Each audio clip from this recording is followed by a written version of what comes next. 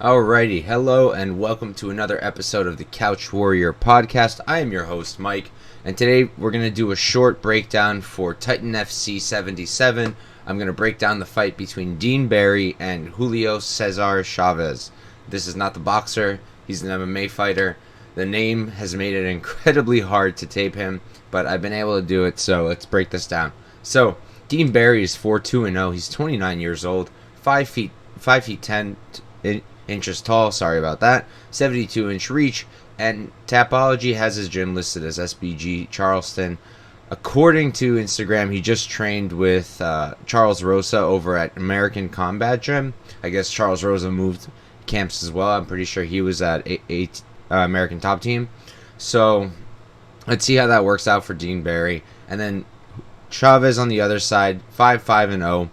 He is 29 years old, 5'11", and he, according to Tapology, is training out of Alpha Team MMA. I couldn't verify that on Instagram because of his name, and it had a hard time finding him. So we're going to go with Alpha Team MMA, even though I don't know anything about them, unfortunately.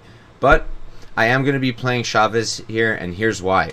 We just saw Dean Barry make his UFC debut. He was obviously winning the fight against Mike Jackson. He got disqualified. However, in that fight, we saw that this guy is nowhere near ready for the UFC. He is just not. Not because he got disqualified. People get disqualified sometimes. Peter Yan got disqualified. He's still here.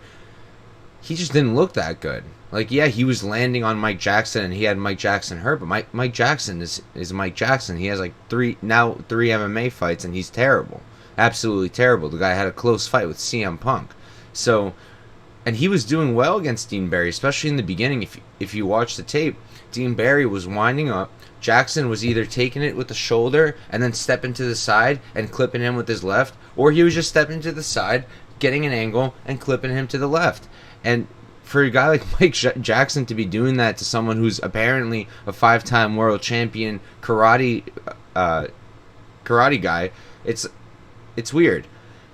His style, hands down, feet flat on the ground. He's got this karate style apparently, but he doesn't bounce like Wonder Boy does. His feet are just flat. Not really moving his head. Wide stance. He's only really striking when he leaps in. Mostly just kicks. His punches are all very looping. His grappling is terrible. You watch his fight against Bushari. I think it was in UAE Warriors or Brave. I don't remember exactly which one. It was terrible. It was terrible. He was getting controlled, I think, for 2 rounds. He was getting taken down. He was getting his back taken. It was bad. And now we've got him over here fighting Chaves, and he's a minus 300 favorite, something like that. It's just ridiculous. It doesn't make any sense at all.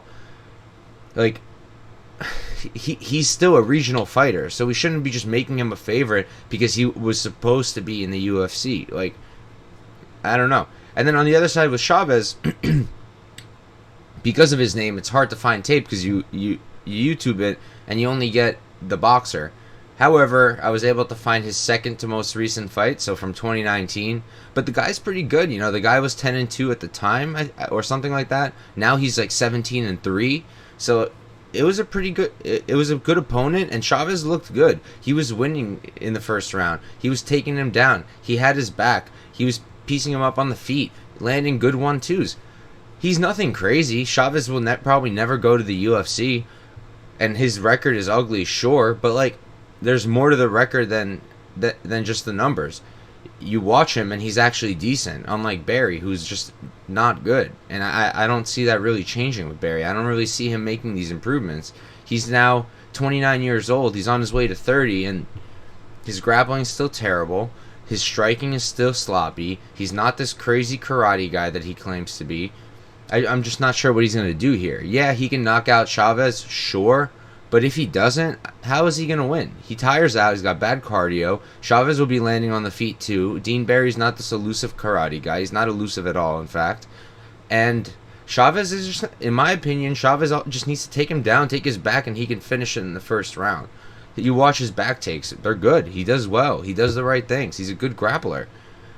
So my pick is Cesar Chaves here. I think he's got more ways to win. I just think he's the better fighter.